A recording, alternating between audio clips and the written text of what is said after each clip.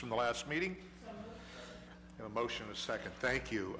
For the record, we have all members present. We have nothing on the old agenda. We have one new item, and that would be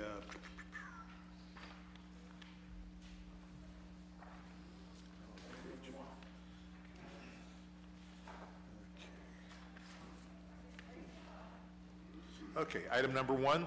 This is an ordinance authorizing the Director of Finance to pay costs associated with the city's participation in the Ohio Municipal League and National League of Cities and declaring an emergency. And Mr. Neal, you'd sponsored this. I will defer to you.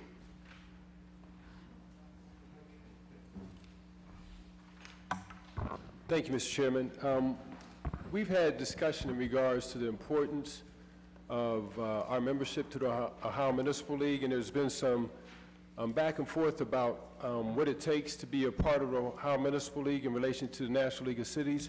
So what I'd like to do, with your permission, Mr. Chairman, I invited Mr. Kent Skerritt, who's the Executive Director for the Ohio Municipal League. Repeat the name, please. I'm sorry. Kent Skerritt.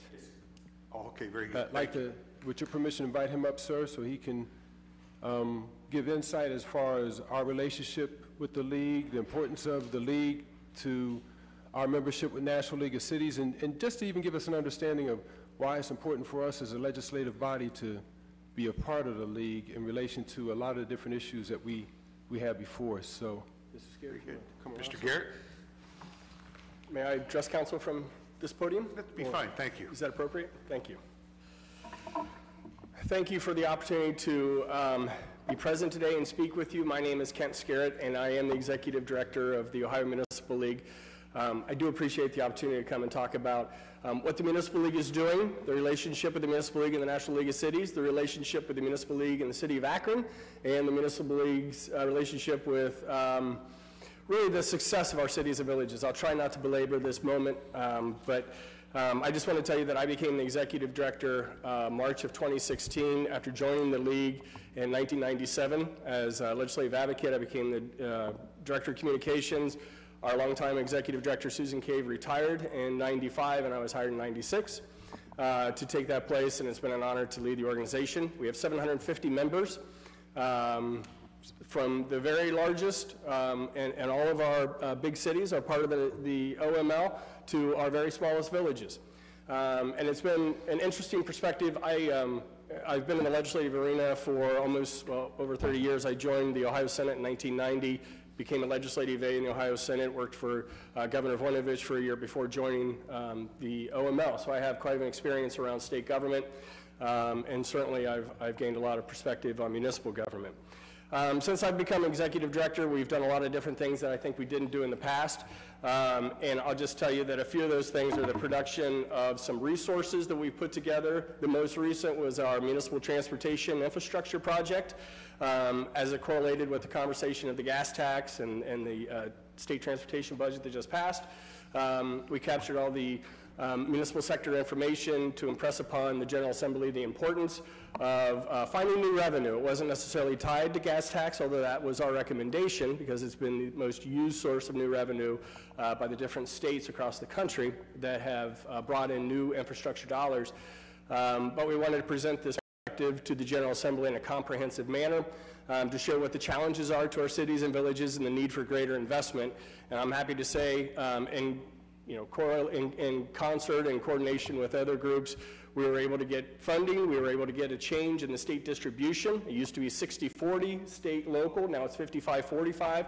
And I know that speaking to many members of the General Assembly and leadership, that it's because of the activism of all of our cities and villages and connecting with their legislators to impress upon them of the need. That is just one example of what we've been doing. We have our policy statement we've been doing. We have our policy statement, we have our strategic initiative that really gives the full scope of what cities and villages are all about. We brought this into our conversation so that we could give better meaning to our General Assembly on what cities and villages actually do in our state and the contribution that they provide. So we, our primary advocacy efforts are surrounded around the most important issues that our municipalities face, and that's funding. Funding, local control, infrastructure, And then, of course, issues associated talking about the local government funding. We're talking about the integrity of the municipal income tax, which over 600 cities and villages in Ohio have as the primary source of their local revenue generation.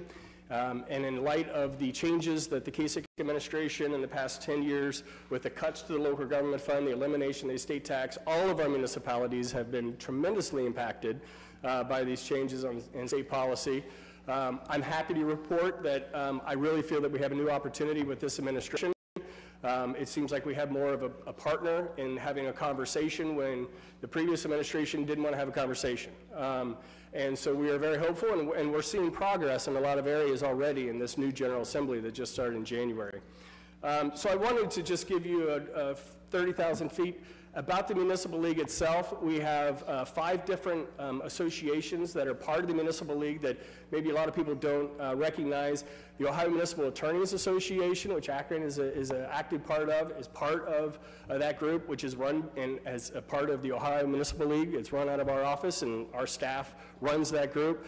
The Ohio Mayors Association is also an affiliate of our group, and I'm very proud to say that, and happy to say that at the request of Mayor Horrigan about 2 years ago, he had asked that we have our Mayors Association Conference, the Ohio Mayors Association Conference in Akron. We had that conference, we moved the conference to Akron last year, had a great time running down the Soapbox Derby Hills, and we had a really fantastic time in Akron for 3 days with our mayors, and we don't do that very often because, and we did that because we value the relationship with Akron, and we don't do that often because our attendance, when we're not in Columbus, you can imagine it impacts our attendance, and our attendance was down because of the change in location last year. But we value the relationship with Akron. We wanted our people to come experience Akron and see the great things that are happening here, and it was a really, a very successful conference. So the Mayors Association, the Attorneys Association, we have the Ohio Public Safety Directors Association that is part of the umbrella of the Municipal League, the Ohio Municipal Finance Directors Association that is part of the Municipal League, and the Ohio Municipal Income Tax Committee. And I'll tell you, Art Prickshaw, your tax administrator, who does a great job, has been a very loyal and active member of the OML Income Tax Committee. And that is a committee that comes around, one of my passions, it's strange, but one of my passions is municipal income tax. And it's really challenging to see all the changes and the continued changes that the General Assembly brings to our ability to raise revenue locally through that direct source. But Art Prickshaw has been an active member of the Tax Committee. The Tax Committee is made up of tax administrators from around the state. We have an annual conference every year and 3 meetings throughout the year where we come together to talk about legislation, both locally, what's happening in our communities, and also, more importantly, on a statewide basis, things that are being proposed at the state level that it's impactful to cities and villages. So we value the input of each contributor from each size of our communities. We all have universally the same issues that we're dealing with and we're confronting. Villages are a little different, but certainly cities of the varying degrees have the same issues. It's the dynamics of those issues that are different and are exaggerated in different communities. So there's no one cookie cutter approach, but we all have the same universal concerns about the state growing its preemptive authorities and eclipsing Article 18, the Home Rule authorities of the Ohio Constitution, the challenges to these and eclipsing Article 18, the Home Rule authorities of the Ohio Constitution, the challenges to what less funding means to the delivery of services and the efficiencies that we can bring to our residents and our businesses. Of course, again, opioid, affordable housing, and transportation, both above ground and below ground. And I'll just tell you, we've had the conversation right now about above ground. 10.5 is not enough of that increase of the gas tax. 19 cents on diesel, it'll be about 13, 14 cents when it shakes out. That's not enough to address our overall infrastructure, above ground, road and bridge issues. But it's a first step. But the next conversation needs to be about below ground infrastructure issues, about our water and sewer and our aging infrastructure below ground that is not seen in our broadband infrastructure needs. So there's a huge conversation that we've only taken a small bite of the apple as a municipal league and leading this conversation. And I'll tell you, with 750 members, The General Assembly pays attention when our members contact them. They value the input from each of their local communities because, especially with term limits, I started in 1990 running as a senator from Akron. What a great, honestly, I don't know personally, but he was a great legislator. He knew what he was doing. He was very proficient in his skills, and we've lost some of that institutional memory and wisdom with term limits. And it's been challenging. So there's more reliance on our local leaders and our local elected officials to contribute to the conversation at the State House. And that's always what we're trying to do, is bring our members into the State House to contribute through the committee process, or just contacting their members to say, hey, this is what's happening in our communities, and these are the impacts that you're putting on our ability to manage our affairs. Home rule is such an important battle that we fight every day in the General Assembly. We've got a number of preemptions coming. This budget will probably include preemptions that the House is going to add. I'll just tell you one of those big preemptions that I just had a conversation with Carrie McCarthy with for the Mayor's Alliance is the water bill. House Bill that would have punished municipalities for servicing outside communities, for providing infrastructure for water services, would punish communities that are above the charge that some legislators feel is fair and appropriate. They're coming into the administration and the contracts of our water service partnerships and trying to nullify them, and then trying to punish the municipalities that are in cooperation and working with these communities. That is a very big issue that I think is going to be put in the budget. That's not in the budget right now. We have a number of other issues that we're working on. And I'll tell you, we work very closely. I've known Carrie McCarthy, who's the executive director of the Mayor's Alliance, for a number of years when he was chief of staff for the Ohio House Democrat Caucus. We're from the same hometown in Licking County, and we work very well together. And it's because we share the same issues and we share the same members. So it's important that we have more voices at the table, that we're all rowing in the same direction, and that our independent lobbyists also are all on the same page with each of us so that we can be more efficient in our delivery of the message and the needs of our members. That is a quick overview of what the Municipal League and what we're about. I'd be happy to answer any questions, or I certainly could go on. Thank you very much. You can take a breath now. So you had quite a lot on your plate, I can see. So more than you know, sir. Well, let me take questions from any committee. Ms. Amobian? Thank you so much for coming. You've said a number of things. Let me ask you this. You talked about 5 different associations. The ones that you mentioned, the Ohio Mayors Association, are there fees associated with these associations? Mr. Chairman, Madam, yes, there are dues fees for the membership. Each of these associations have annual conferences. They're usually 2 or 3 day annual conferences.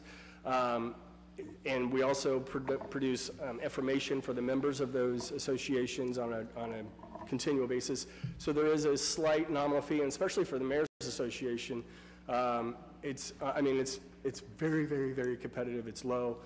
We have about 350 mayors from around the state are part of our Mayor's Association. But yes, there is a small fee. Do you remember what the dues fee is? Do you recall? I could get you that information. Brad Barger, who is one of our third-party contract lobbyists, runs our Mayor's Association. He's part of our staff.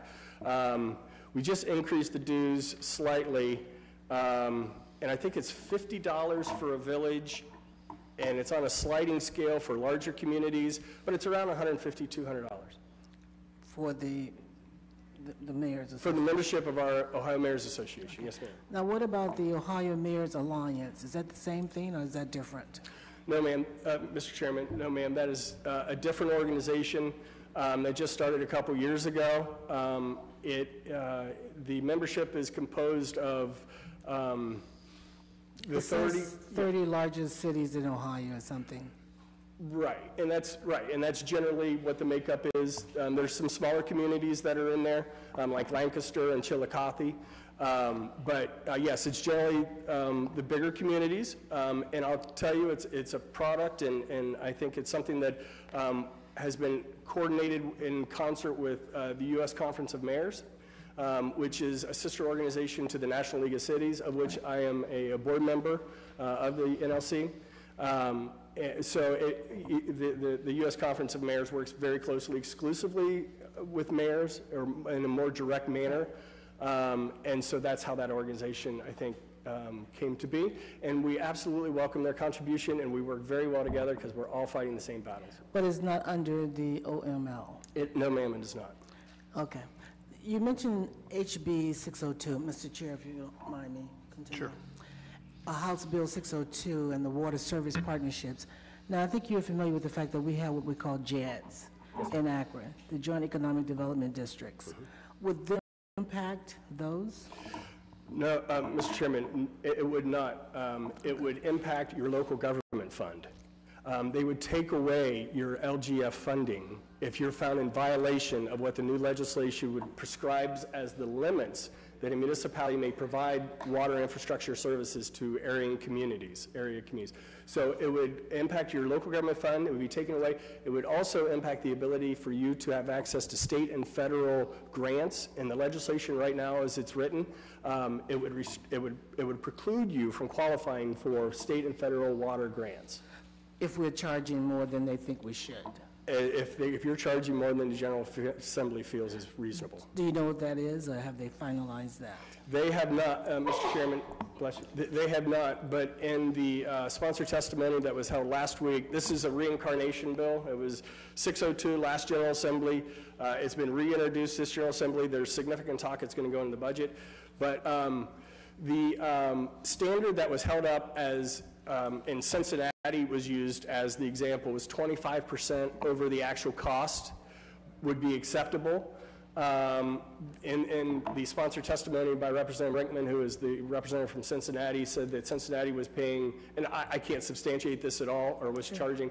I had no basis for this, but this is what he shared with committee. They were charging sometimes 40% to 100% for delivering the infrastructure out to area communities through contract. So 25% was being talked about in the realm of reasonable. Right. So essentially what you're saying is that they won't directly go after our JEDs or talk about those, but they will take away other funding that we would normally get in order to compensate or whatever for what we are overcharging these partners based on their formula. Yes, ma'am. Yes, ma'am, that's correct. Okay. Thank you very much. And you're saying that the new infrastructure dollars, that the money that we are getting, the 55-45 versus the 60-40, came as a result of your lobbying for the municipalities and the small communities? Okay, thank you. Well, I could tell you, and if I may expand on that, there's no doubt that the impact of our cities and villages pressing their members of the General Assembly, educating them, and it didn't take a whole lot of education, because any member of the General Assembly that's been on our streets knows the condition of our local government infrastructure. But to impress upon them the need for more dollars, and I'll tell you what, our local governments, not only municipalities, townships, and counties, but we have, 943 municipalities. We are the big dog in the room. We were so successful in impressing upon the local need over the state need. The state did not do nearly as good of a job in impressing upon the need for more dollars to come into their infrastructure issues than we did in impressing the members of the General Assembly, and that's why we had that 55-45, that change in the distribution to favor our local governments. Very good. Thank you very much. Thank you, Mr. Chair. Thank you. Mr. Garrett, thank you for being here. Thank you very, very much. And we trust that you bring those mayors back to Akron again real soon. I would be happy to come back anytime to address any issue you would have. Thank you. Mr. Neal. If we can ask Mr. Scarrett, and I don't know if there's anyone here from the administration, if he could speak specifically to the G5, which was supposed to be the reason why Akron pulled out, said that we needed to pull out. I don't know if there's anybody from the administration today that wants to address that or is equipped to address that. I deeply apologize. I didn't hear the question, but I'd be happy to try if you want to repeat it. I'm sorry. The reason given why it was said that it was not to our benefit to be a part of the Ohio Municipal League by the administration was a difference over G5 technology. So I'd like for someone to speak to that point. There is a letter that, response that Mr. Hardy sent to me, and then Mr. Scarry can speak in regards to it as well. I would actually defer to James Hardy, who is not here today. I know he was more intimately involved in that process. I believe it was over the small cell infrastructure. There was a bill pending in the General Assembly, and there was some negotiation that was done. The Municipal League was at the table. We had our own lobbyist and law firm at the table as well. I don't know the details, so I would let James speak to that either next week. Mr. Hardy's not here, is he? Yeah, so I'm sorry, I can't personally respond to that. So, Mr. Chairman, if Mr. Scarry could speak to the letter, the email, because I asked Mr. Hardy if he could please forward any documentation regarding that we sent to the league stating our position. And so he sent me an email saying that there wasn't any documentation, but he gave us an email which is attached to the letter that you all have that stated the difference. We can have it read in, or Mr. Scarry just reply to where that stands. Whatever your pleasure is, sir.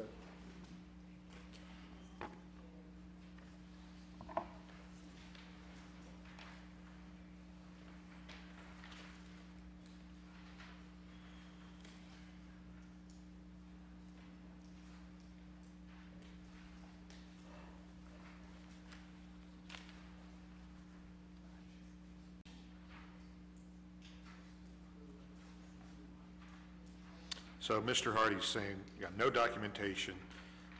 He refers to law firms. So you'd like this entered in to the record?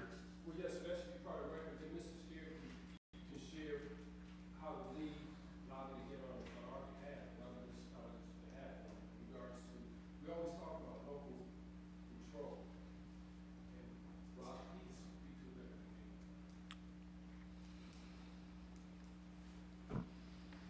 Okay, yeah, we'll take a few minutes here. Do you have a copy of Mr. Hardy's email to Mr. Neal? Yes, sir, I've been provided that. Yes, this morning I was provided that. Okay, if you'd like to take a couple minutes, we'll go ahead and hear that. I mean, I do it somewhat in hesitation without Mr. Hardy being here, but we'll go ahead and allow this. Thank you, Mr. Chairman. I provided a copy of an explanation of how this whole 5G small cell infrastructure deployment issue evolved in the General Assembly. I'll tell you, it's sometimes making legislation is like making sausage, and it's not pretty. And it's, unfortunately, I think making legislation is more combative than making sausage, but this letter explains exactly how the Municipal League participated in the 5G rollout. This was a lame duck, last-minute amendment that we had no knowledge of 2 General Assemblies ago that was put into a bill that has nothing to do with technology, telecommunications, anything. It had to do with pet land and puppy mills, sourcing. Grove City and Toledo both passed local ordinances to exclude puppies or certain puppy sources for pet stores because they were concerned about where those puppies were coming from. The ordinances were put in effect. Petland didn't like that. They hired a lobbyist, came in, did a preemption on municipalities' ability to regulate petland practices. And in this preemption bill, the Petland bill, they threw in a number of preemptions. One of those was the 5G small cell infrastructure. We found out about it, which happens very often in lame duck. At the very last minute, our hairs instantly caught on fire when we saw the language that would exclude any ability for our municipalities to regulate where this infrastructure was going to be placed. They could have placed antennas on every square inch of City Hall from how it was originally written, the first iteration of the language. We had one meeting and 48 hours given to us to negotiate any kind of terms, any kind of alternate practices with the telecom representatives led by AT&T. We brought in AMP Ohio, who is the expert really is the expert on a lot of these issues for utilities and regulations locally of right-of-way ordinances and zoning issues. We had some changes that were made to the bill at the agreement of the telecom representatives that was much more favorable to municipalities than what the first iteration was. But, you know, I was executive director for 8 months after this happened. We were told that if you do not, we were extremely opposed to this bill, and we lit up the legislator in our opposition. They said if we do not withdraw our opposition and agree to these changes, then they would go with the original language. And this bill was going to pass. They were going to pass this language for 5G deployment. Then they were just going to go back to the original language, and we were going to be dealt with the most onerous and draconian changes and preemptions. We changed our position from opposition to neutral party or interested party, knowing and having the assurances, one, that these changes were going to be reflected in whatever was passed right now, but the assurances from members of the leadership in the legislature that we were going to have more work in the next General Assembly on this bill and on this issue. Right after the language was passed, was dovetailed into this bill, which was challenged on a number of issues, not only home rule, but single subject issue. We had 80 municipalities coalesce to sue the state. 5 lawsuits were initiated, 4 of those were successful. Speaker Rosenberger came to us and other members of the coalition and said, let's work out more cooperative language, and if we strike deals, would the municipal corporation or coalitions agree to withdraw their lawsuits? We came to a place, we were one party and one player in this 6 months of negotiation led by Ice Miller, who Greg Dunn and Chris Miller were the 2 lead attorneys with Ice Miller, who were hired by our municipal coalition to represent our interests. And we came up with House Bill 478. And 478 is a better bill than 331 by a long shot. But we absolutely never expressed any support for the preemptions that were being placed on our municipalities through the 5G telecom language. I think this is just an instance of miscommunication. There was a lot of moving parts to this, but we were always steadfast in our opposition and demand that our members retain local control, not only on siting where poles would go and right-of-way locations, but on other things such as tolling of applications and how many applications could be considered at a time and when is a reasonable time for those applications to be considered, the fees associated with the placement of the infrastructure and how much we could charge. It was ridiculous on the first 331 language on such a minimal amount we could charge telecoms to be using our infrastructure, and a number of other really important components of the rollout of this 5G infrastructure, 5G technology in our communities. We are 100% 5G for our communities to have this technology for the advancement of our economic development, for our competitiveness. We value this relationship, but it has to be done right. And when it rolled out and they jammed it down our throats, it wasn't done right. And we had another bite of the apple, thank goodness, and that's sort of the totality of what this says. That we will always champion Article 18 of the Ohio Constitution, our home rule authorities, and that is something that we die on the Hill for every day and talk about every day to members of the General Assembly. And that is not a big city issue, that is not a small city issue, that is a good government Ohio municipality issue. And that is something that we carry the banner and proudly do. Thank you. Ms. Samples? Thank you, Mr. Chair.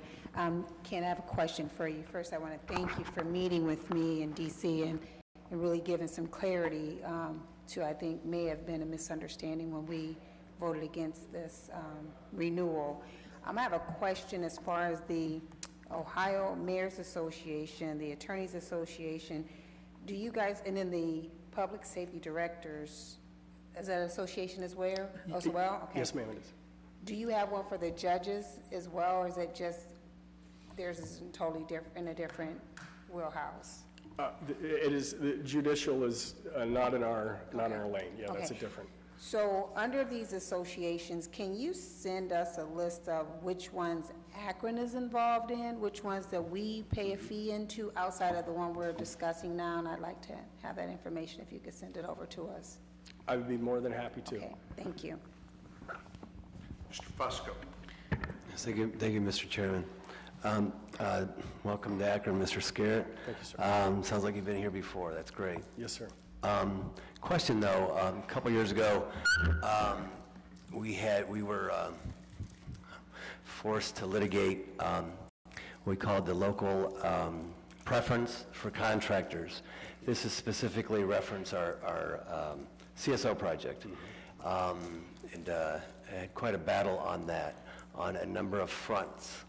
And so I'm just curious what the OML, if they had a position on that, or where that was, where they were on that particular issue a couple years ago.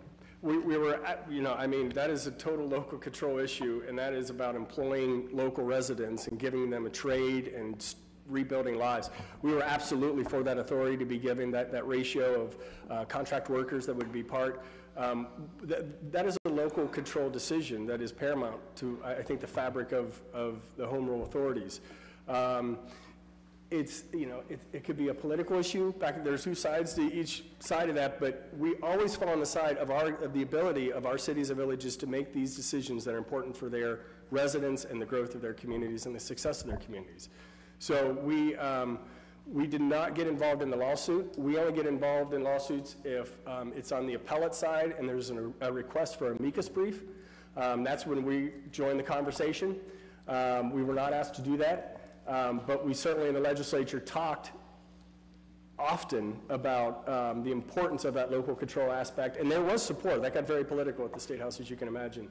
But there were members of the majority caucus that supported that, but it got political.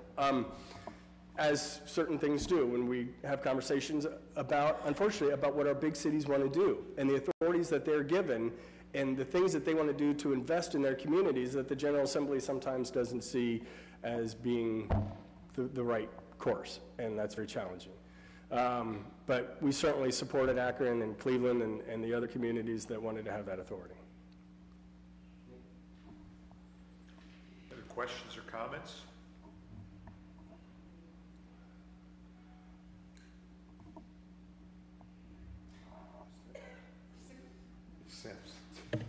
Thank you, Mr. Chairman. So a couple of weeks ago when we revisited this, there was some discussion about where local leaders could use their talents through NLC where they could or could not use their talents through NLC if they weren't a part of the Ohio Municipal League. Can you explain that? Yes, ma'am. That is one of the guidelines, rules, tenets of the National League of Cities. NLC was actually created by the state leagues. The state leagues, each state except Hawaii, has a municipal league. And those state leagues coalesced and said, we need to create a federal advocacy group that was representing, I think to a greater degree, our municipal concerns. So the National League of Cities is a byproduct of our state leagues. And one of the guidelines is that to be a member of the National League of Cities, you have to be a member of that municipal league back in your home state. And that is something that has been part of the framework from NLC from the very beginning, and I think it reflects the value and the participation opportunities through the state league that is so important in such a grassroots oriented push that it helps the National League of Cities when they're advocating also on those issues. But it really drives home the importance of not only the National League, but our state leagues and what our state leagues are doing on the front lines.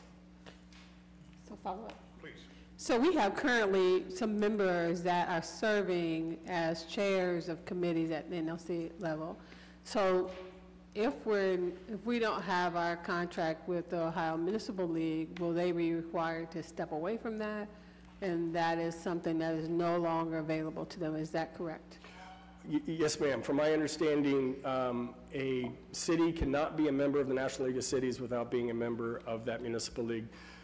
So you can attend conferences, but you're not a member of the National League. You can't participate in committees. You can't participate in any sort of leadership activities or any forums of the National League of Cities. So that is, if you're not in the state league, then you're not in the National League. So on the current committees that we just discussed, safety, accounting, the mayors, because they have, they are a member of the Ohio Municipal League, they have those privileges currently, or will continue to have those privileges. Each administrative official that is from a member municipality has full participation rights in the National League of Cities. Okay. Thank you. Yes, ma'am. So I think you said participants can attend conferences but cannot hold any kind of chairmanship office. Yeah, that is correct, and you would be paying a non-member fee to attend a conference? Which is how much more? I don't know what that, I mean, ours is about $100, $150 difference. It may be larger with National League of Cities because it's a higher registration. It's a bigger program, but yeah, I mean, you can come as a public member of the public and attend the conference, but you're not a member of the NLC. We talked about this during budget. I forget what were the fees for OML?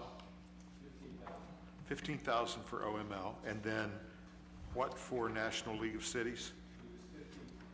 15 and 15, okay. Yes, ma'am. So I guess that sounds a little scary to me. You know, we often hear where Ohio goes, so does the rest of the country. And so having our voices at the national level with so much going on seems so imperative. And so I would hope that there's some way we can figure out kind of what may have gone awry, if it's just communications or misunderstanding, that we get at that, because I think the importance of the hour is that we be present and accounted for. So thank you for me, as one of the newer members of council, not new, but newer. I have not used Ohio Municipal League as much as I now know that I can and should. But I have had the occasion to attend conferences in 16 and 17 and have appreciated what I've been able to garner while there. So thank you again for coming today and giving us a little more insight and understanding. Thank you. Mr. Neal? Thank you, Mr. Chairman. I'd just like to bring before the body Mr. Scare to share with us the invaluable resource the Ohio Municipal League is to us as legislators on lobbying on our behalf on important issues. And if the concern with 5G was so egregious, I would have thought that perhaps maybe the mayor would have pulled out of the Mayor Alliance, or we would have pulled out of one of the other associations that we're a part of. But to pull out of, not to pay and not to be a member of the Ohio Municipal League, the one that lobbies on behalf of local legislators on the state level, he just shared a few things that are of benefit for us. Now, I spoke to one person. You know, a lot of times people will buy a membership to a gym, and they'll condemn that membership to the gym, but it's not the gym's fault. They never went to the gym. They never engaged. We have an opportunity to be better partners and participate more in the Ohio Municipal League. I've talked to some of our sister cities right next to us, and I've talked to our county government about how we can better work together under the league to be better legislators and to push better legislation. So my hope is that we can pass this legislation, not just out of committee, but tonight as a council as a whole, as we strive to provide the best service for the citizens here within the city of Akron. It's hard for us to have a voice if we're not at the table. Thank you, sir. Thank you. Mr. Fusco? I was just curious, Mr. Hardy's not here, and that's who we pretty much talked with a couple months ago, and I would respectfully request the committee take 1 week's time. So is Mr. Hardy going to be back next week? Yes, Mr. Hardy will be here next week, and I do know that he has a lot more information about this than I do, unfortunately. Yeah. Just that there seems like there's a couple questions on still open. That's again, just respectfully request 1 week's time. Okay. Yeah, motion for time. Is there a second? Okay. Okay, okay, we have a motion and a second. Yes, I have a hand for a question. okay, go ahead.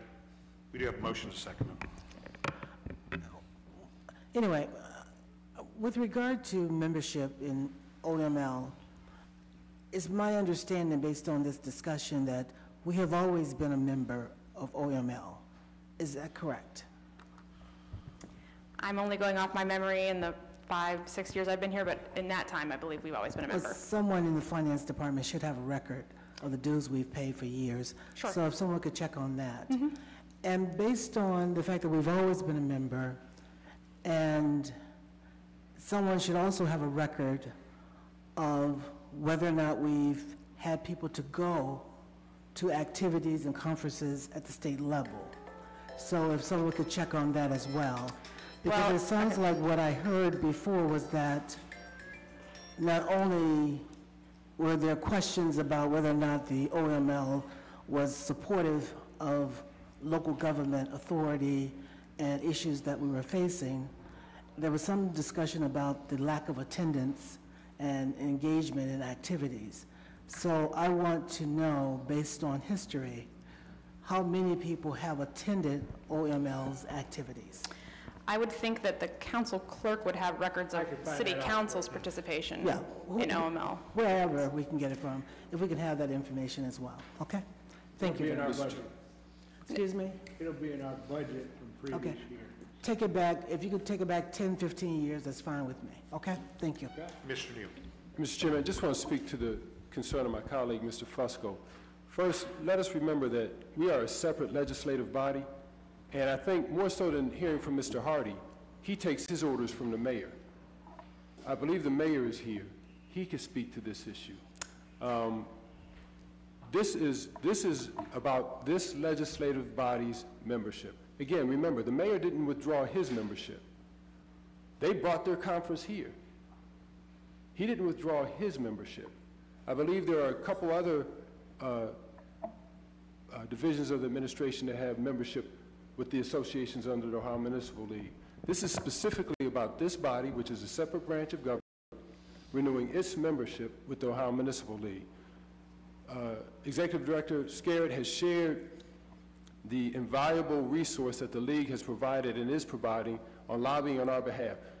So many times we stand here and we speak about local home rule. That's what they lobby for. So you know, trying to throw this off on someone that is under the mayor, I believe Mr. Hardy speaks, only when he speaks representing the mayor. So the mayor can come here and speak to this point. But even to that degree, out of all respect, this is about this body, the legislative body, not the administrative body. Not the administrative body, it's about this body right here. I'll talk to him. I just respectfully asked for 1 week's time. That's all I did. So it's up to, obviously, the committee, whatever they'd like to do. I just respectfully asked for time so we can get more information, that's all. I will make my comments brief. I know you have a motion on the floor. I don't think, I know I speak for the mayor and Mr. Hardy when I say we're not trying to tell council what to do with this membership. We weren't taking away your membership when we brought legislation in before. This body voted not to join OML. This body can surely vote to join OML. What Mr. Hardy could provide is more information about the other organizations that the city is a part of and the kinds of lobbying efforts that those people do bring to the table. We have specific lobbyists who lobby for us at the state and federal level. We are a member of various other organizations, just so that council can have all the information they need to make a decision. That's what I would offer. Next week, Mr. Hardy or the mayor could provide more information about that. Just my response, thanks. Mr. Chairman, you have a motion on the floor. Okay, thank you, sir. To Ms. Nish's point, all those are on the behalf of the administration. We have no relationship with them as a legislative body.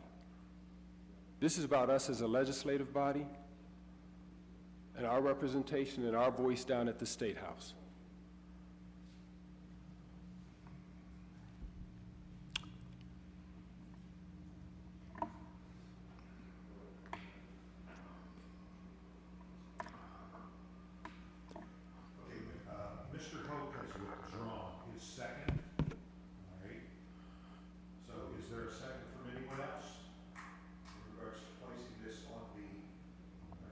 Turn your microphone on, sir. To refer it to this. Your microphone, please. I'm sorry, I'll repeat what I said. Mr. Hoke has withdrawn his second as far as taking a week's, referring this and taking a week's time. So I have a motion. And the motion was to refer this to next week's agenda. So I'll go ahead and make a second to refer this, and then we want to vote on whether or not to refer this. Okay, refer this. So all in favor of referring this to the regular agenda, let it be known by saying aye. Aye. Opposed? Okay, we have, I think, let me go ahead and do a roll call. Freeman, Okay, aye. I'm trying to think which way we're going. Keith. Milkovich. Hope. Mobian. Okay, so we're not going to refer this to the regular agenda.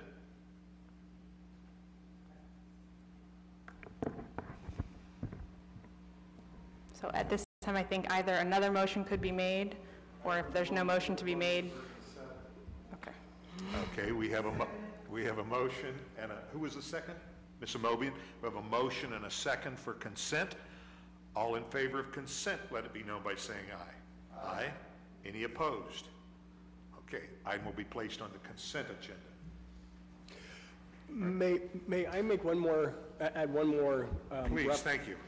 And this is to the letter. There was the reference that the OML doesn't represent big cities. And I just want to clarify that both Columbus and Cleveland are on our board of directors. Mayor Jackson is on our board, and Priscilla Mead is on our board, Tyson Mead. So we have big city representation on our board of 22, so I just want you to know that we are very interested in developing, and this is something that Councilman Neal and I talked about, developing an urban agenda to put wheels on this car as we're talking about more urban-centric issues that differ from our smaller communities. That is something that I have always been interested in doing as being the new executive director, and I would love to have the opportunity to develop that with the leadership of. I would think there would probably be interest in that. So, thank you again, Mr. Garrett, for coming. Thank you, and we are adjourned. Thank you.